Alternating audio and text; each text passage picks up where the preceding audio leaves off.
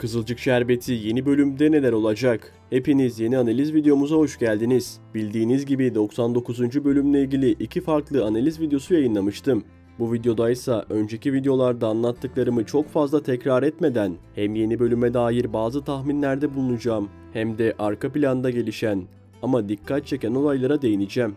Videomuza başlamadan önce küçük bir hatırlatma. Eğer siz de Beril karakterinin Kıvılcım'a zarar vermemesini isteyenlerdenseniz videomuzu beğenmeyi unutmayın.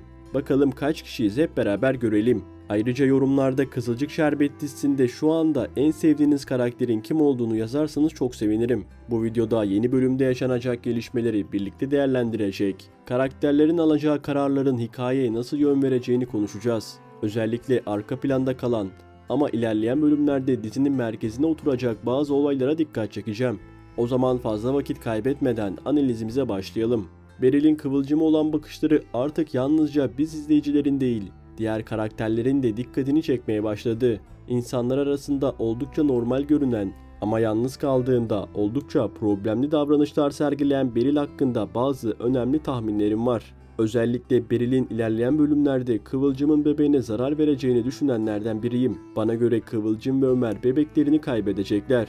Zaten dizide halihazırda yeterince bebek konusu işlendi ve diğer karakterlerden yeni doğum haberlerinin geleceğini düşündüğüm için senaryoda böyle bir dramatik gelişme yaşanması oldukça olası. Üstelik bu kaybın doğrudan Beril'in hamlesiyle olması ihtimali bir hayli güçlü duruyor.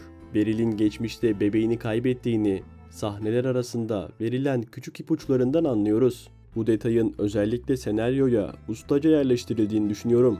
Ayrıca Kıvılcım ve Ömer'in 2 sezon finali önce yaşadığı trafik kazasını da hatırlayalım. O kaza sahnesinde karşı araçta bir kişinin hayatını kaybettiğini öğrenmiştik. Belki iddialı bir tahmin olacak ama ben bu kazayı yapanların Beril ve eşi olduğunu düşünüyorum. Bu kazada Beril'in hem eşini hem de doğmamış çocuğunu kaybettiğini ve bu travmanın şimdi Kıvılcım'a karşı duyduğu saplantılı nefrete dönüştüğünü tahmin ediyorum.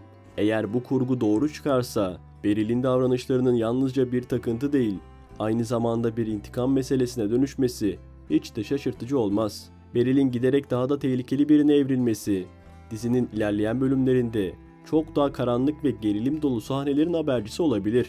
Şimdi de Mustafa ile ilgili tahminlerimi paylaşarak kafaları iyice karıştırmak istiyorum. Bana kalırsa Mustafa ya bu sezonun final bölümünde ya da yeni sezonun başlarında hastaneden çıkıp Ünal ailesinin evine geri dönecek. Ancak bu dönüş beklediğimiz gibi sıradan bir şekilde olmayacak. Mustafa'nın eskisinden çok daha farklı bir ruh hali ve kişilikle karşımıza çıkacağını düşünüyorum. Zor bir tahmin olsa da Mustafa'nın hastaneden çıktıktan sonra tam anlamıyla bambaşka birine dönüşeceğini ve artık o tanıdığımız eski Mustafa'yı göremeyeceğimizi hissediyorum. Bildiğiniz gibi Mustafa şimdiye kadar efendiliğiyle, duruşu ve temiz kalpliliğiyle bilinen bir karakterdi. Fakat eğer Mustafa dizide kalmaya devam edecekse karakterinde köklü bir değişim yaşanması bence kaçınılmaz olacak. Bu dönüşümle birlikte Mustafa'nın daha kendine güvenen, daha güçlü bir karakter yapısına bürüneceğini düşünüyorum. Tarzı, hayat görüşü ve çevresine karşı duruşu tamamen değişebilir. Böyle bir değişim hem Ünal ailesindeki dengeleri bozacak hem de dizinin ilerleyen bölümlerinde yeni çatışmaların ve sürpriz gelişmelerin önünü açacaktır. Defne'nin ne yapmaya çalıştığını gerçekten anlayan varsa lütfen bana da anlatsın. Çünkü Defne'nin hareketleri artık iyice kontrolden çıktı. Önce Firez'e yakınlaştı, sonra Metehan'a yöneldi. Şimdi de evli olduğunu bile bile Fatih'e yakınlaşmaya çalışıyor. Bu durum arkadaş seçiminin ne kadar önemli olduğunu bir kez daha gözler önüne seriyor. Sonuçta Işıl'ın arkadaşı olan birinden fazla bir şey beklemek zaten mantıklı olmazdı. Her ne kadar Defne Fatih'e yakınlaşmaya çalışsa da Fatih'in buna izin vereceğini düşünmüyorum. Elbette Fatih bir kere aldattı, yine aldatır, zaten babasına çekmiş diyenler olacaktır. Fakat böyle bir gelişme hem karakterin imajını tamamen bitirir hem de izleyicinin diziye olan sevgisini iyice azaltır. Yapımcıların da böylesi bir olumsuz havayı göze alacaklarını sanmıyorum. Açıkçası dizinin geldiği bu noktada sinirlerimizi bozmayan bir an bile kalmadı. Ama ben yine de her şeyin eskiye dönmeyeceğini ve Fatih'in bu kez doğru yoldan ayrılmayacağını düşünüyorum. Umarım tahminlerimde haklı çıkarım ve Fatih Defne'ye karşı net bir tavır koyarak bu saçma yakınlaşmayı daha başlamadan bitirir. Çünkü artık izleyiciler Fatih'ten hata değil, toparlanma bekliyor. Kızılcık Şerbeti izleyenlerin artık öğrendiği bir gerçek var. Bu dizide yaşanan olaylar her zaman tekrarlanabilir. Bu yüzden sezon finaline doğru yaklaşırken Kıvılcım ve Ömer arasında yeniden bir gerginlik yaşanma ihtimali beni düşündürmeye başladı. Son bölümde küçük kıskançlıkların hissedildiği sahnelere şahit olduk. Ancak genel anlamda çiftimizin arasının gayet iyi olduğunu görmek sevindirici.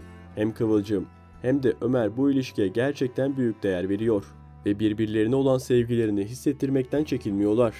Özellikle Ömer karakterinin bu kadar temiz kalpli, fedakar ve duygusal oluşu izleyicinin kalbine dokunuyor. Onun yaşadığı her üzüntü ve acı ekran başındaki biz izleyenleri de derinden etkiliyor. Hatta birçok kişi için Ömer karakteri diziyi izlemeye devam etme sebebi diyebiliriz. Bu yüzden buradan küçük bir çağrıda bulunmak istiyorum. Sevgili senaristler, lütfen Ömer için her şey daha iyi olsun. Ömer ve Kıvılcım'ın ilişkilerinin sağlam temeller üzerinde ilerlemesi, dizinin duygusal dengesini koruması açısından da büyük önem taşıyor. Umarız sezon finaline kadar bu güzel ilişkiyi zedelenmeden izleriz ve ikilinin mutluluğuna yeni güzel anlar ekleriz. Nursema konusunu daha önce defalarca konuştuk. Ama bugün yine içimden geçen bir tahmini paylaşmak istiyorum. Neden bilmiyorum ama Nursema'nın bu evliliği bir noktada bitireceğini ve onun yeniden eski yalnız konumuna geri döneceğini düşünüyorum. Gerçi eğer önümüzdeki sezon Kızılcık Şerbeti'nin final sezonu olacaksa bu ihtimal doğal olarak oldukça zayıflar. Çünkü dizinin finaline doğru karakterlerin mutluluğa ulaşması senaryo açısından daha mantıklı olur. Bir yanım Nursema'nın toparlanacağını, ilişkisini daha sağlam temellere oturtturacağını ve hatta Firaz'dan hamile kalacağını söylüyor. Diğer yanımsa her şeye rağmen bu evliliğin tıpkı dizideki diğer ilişkiler gibi zamanla yara alacağını ve belki de sona ereceğini fısıldıyor. Nursema'nın son zamanlardaki değişimini göz önünde bulundurunca iki ihtimal de bana çok uzak gelmiyor.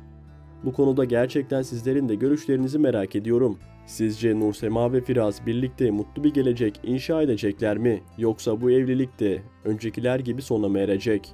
Yorumlar kısmında fikirlerinizi bekliyorum. Işıl'ın Ünal evindeki varlığı zamanla evdeki herkesi fazlasıyla rahatsız etmeye başlayacak.